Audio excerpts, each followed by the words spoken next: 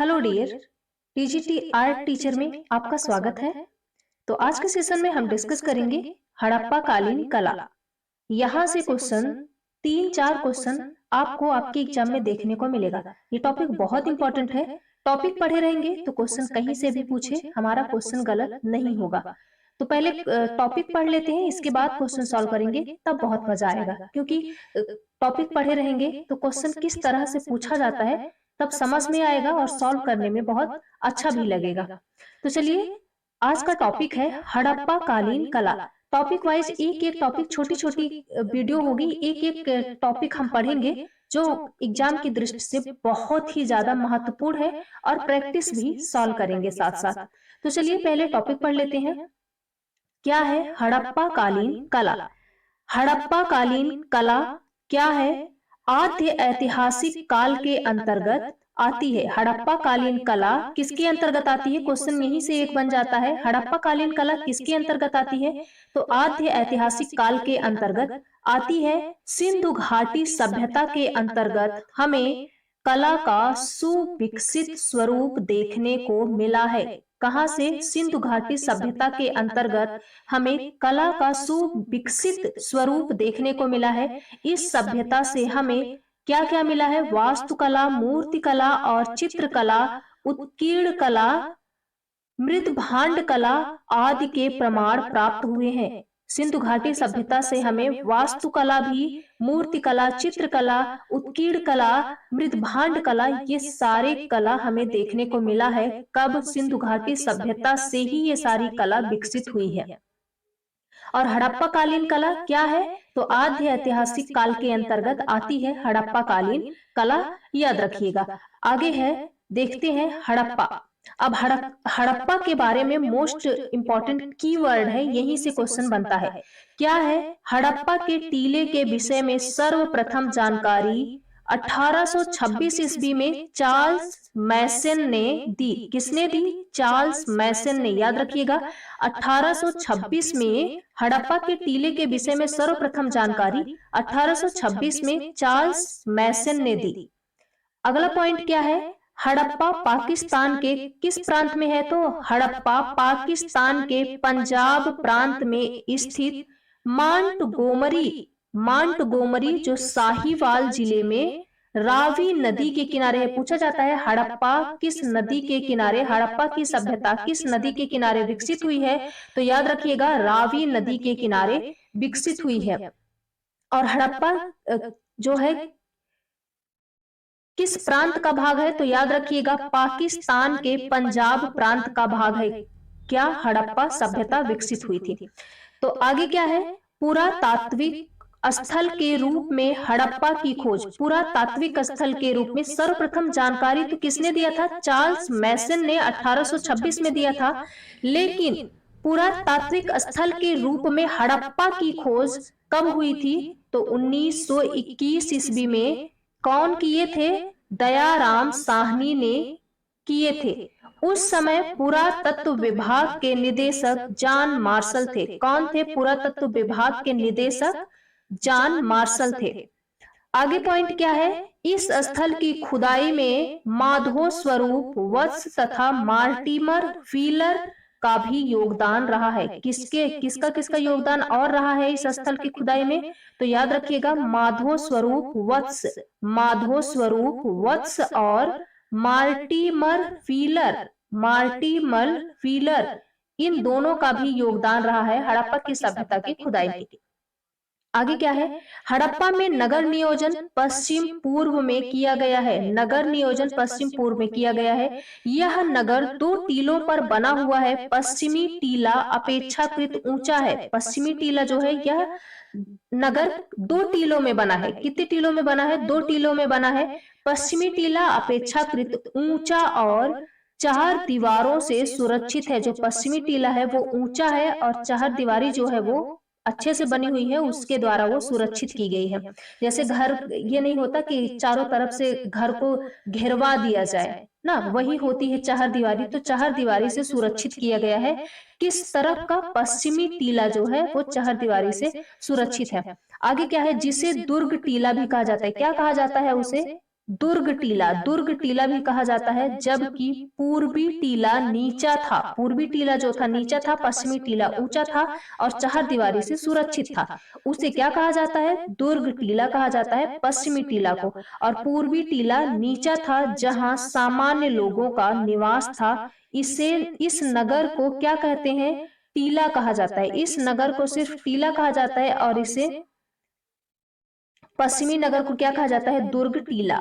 दुर्ग टीला याद रखिएगा। चलिए आगे देखते हैं। ये मोस्ट इंपॉर्टेंट कीवर्ड है, ये ऐसे ही क्वेश्चन बनता है। हड़प्पा से प्राप्त प्रमुख साक्ष्य। अब हड़प्पा से क्या क्या प्राप्त हुआ है ये देखते हैं। तो क्या प्राप्त हुआ है? पहला पॉइंट है श्रमिक आवास। श्रमिक आवास मतलब काम करने वालों का आवास। 2 पंक्तियों में कुल 15 आवास प्राप्त हुआ है। 15 आवास, 15 आवास प्राप्त हुआ है। 2 पंक्तियों में 15 आवास प्राप्त हुआ है। और अगला पॉइंट क्या है? अन्नागार। अन्नागार भी मिला है, जो कितना है? 6 की 2 पंक्तियों में, 6 की 2 पंक्तियों में निर्मित कुल 12 कक्षों, 12 कक्षों वाले एक अन्नागार मिला है, जिसकी क्षेत्र कितना है? इसका क्षेत्रफल वर्ग मीटर में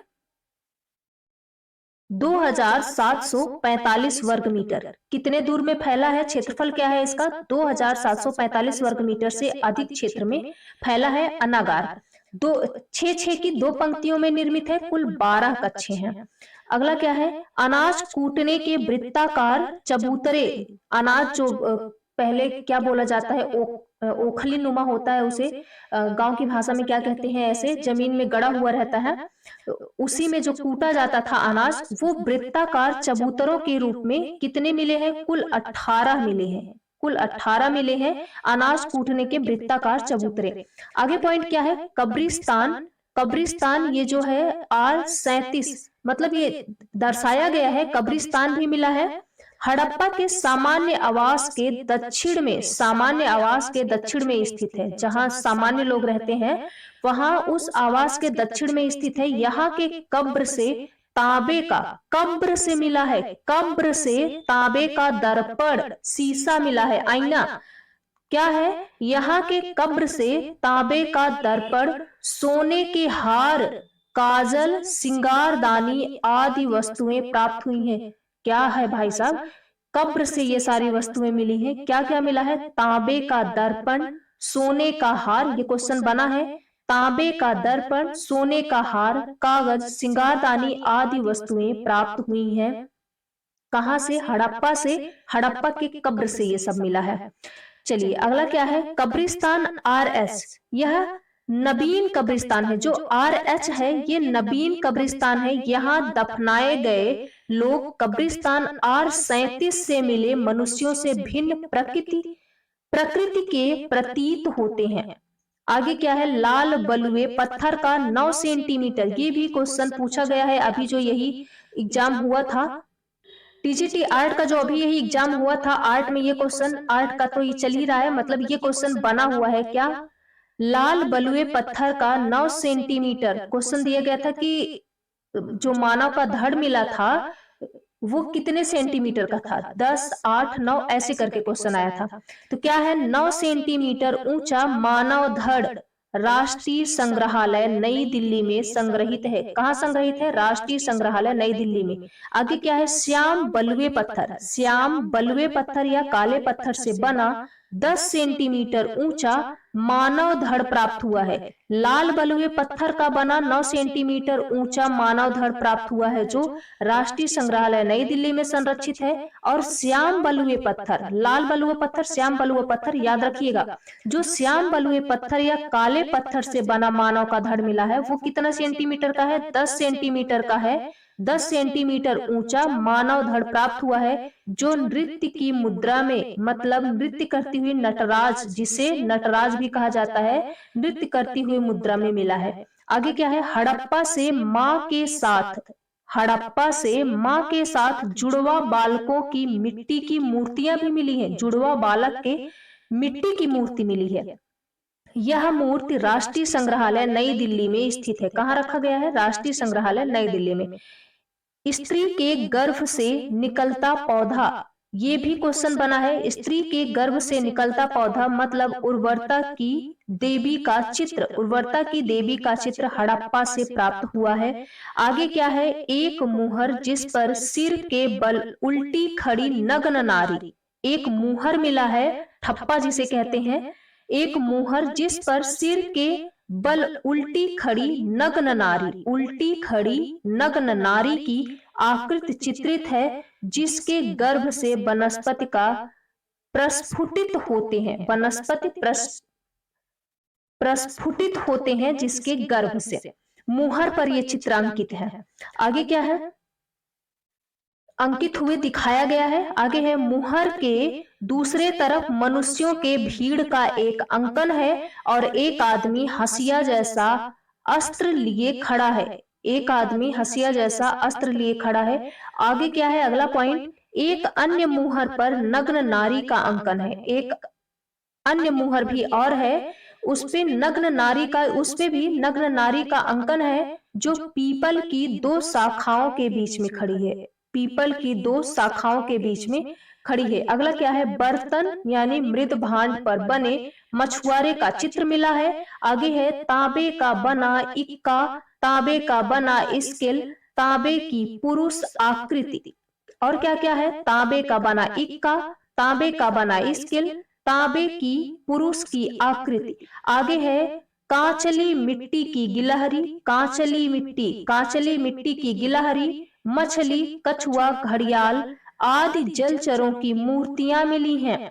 अगला है, हड़प्पा से एक सेल खड़ी की बनी, हड़प्पा से एक सेल खड़ी की बनी मुहर भी मिली है, जिस पर गरुड़ का अंकन है। किसका अंकन है, गरुड़ का अंकन है, जो पंजे में सर्प को दबोचे हुए हैं। क्या है, गरुड़ का अंकन है, सेल खड़ी की मुहर मिली है, जिस पर गरुड़ का अंकन है, जो पंजे में सर्प को दबोचे हुए हैं।